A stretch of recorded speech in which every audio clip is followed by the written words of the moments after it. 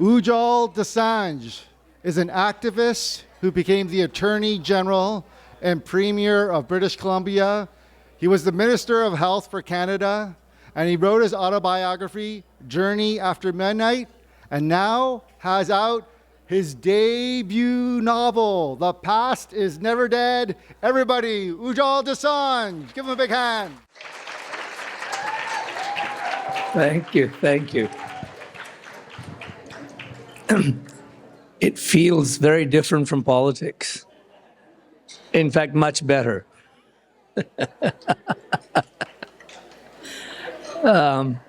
Yesterday, in the evening, I'd read the beginning of the novel. I just read the next couple of pages after that. I'm a bad reader. That's why I rarely made written speeches in my life. So bear with me, please. From the Hadda Rory, literally a pile of bones outside the village, a carcass pit, Udo used to walk barefoot, carrying on his head the skins of dead cattle for leather and meat for the night's meal. Banjhan had reduced Udham Singh to Udo. How dare the skinner of dead cattle expect to be addressed by a full name?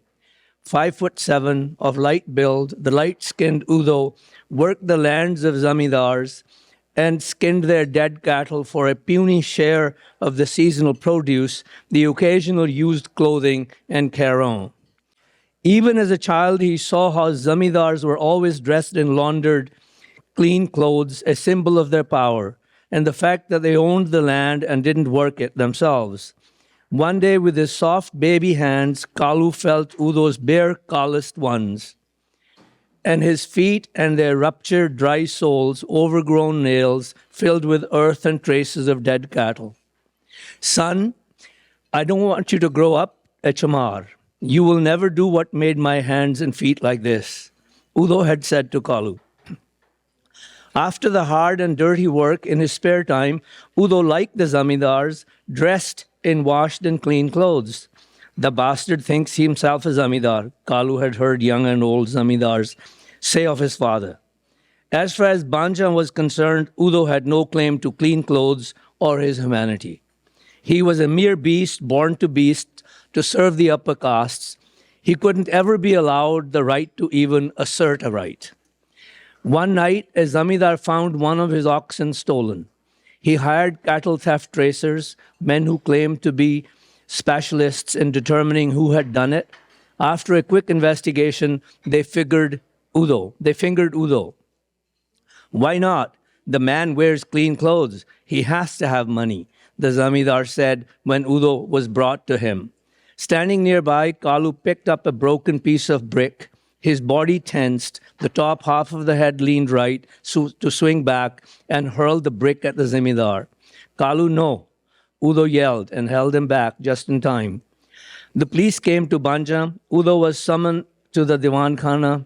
He told Banti to keep Kalu at home as he set out from the Chamarli, the Chamar quarter of the village. But Banti was busy cooking in the rasoi, and the boy scampered off after Udo to the Diwan Khana, where he hid behind a pillar. No, Sarkar, I did not steal the ox, Udo pleaded with the policeman. He sat on the ground while the zamindar and the three policemen sat on chairs. Look at this bloody Chamar's audacity to deny the crime. You know, right, how well we get a confession out of you? Shouted the policeman in his khaki uniform and striped red and blue turban. Kalu's heart, pounding from running all the way from home, raced at the insult. A Chamar not confessing to the crime, and he has the temerity to demand I treat him fairly, said the cop. Sarkar, put me on trial if you want, but please don't abuse me like that, Udo said. And please don't hurt me, he said, bending his head. His body was his only possession, if that. At that, the other two policemen rose from their chairs and kicked Udo with their shiny leather boots. Bastards, you can't do that to my father, shouted Kalu, revealing himself from behind the pillar. The turbaned cop rose from his chair and ran towards Kalu, who dodged him around the pillars of the Diwan Khana. The other two now pushed Udo's face down on the ground and beat him with the police issue steel-tipped bamboo lathis, like they would beat maize to separate corn from the cobs. Stop, please stop. You broke my bone, cried Udo. The lathis continued raining. Kalu picked up a broken brick and hurled it at the cop, pursuing him. It hit the mark, throwing his turban off and opening up a bloody gash on his forehead. Thank you. That was Ujjal Dosanjh. Thank you, Ujjal.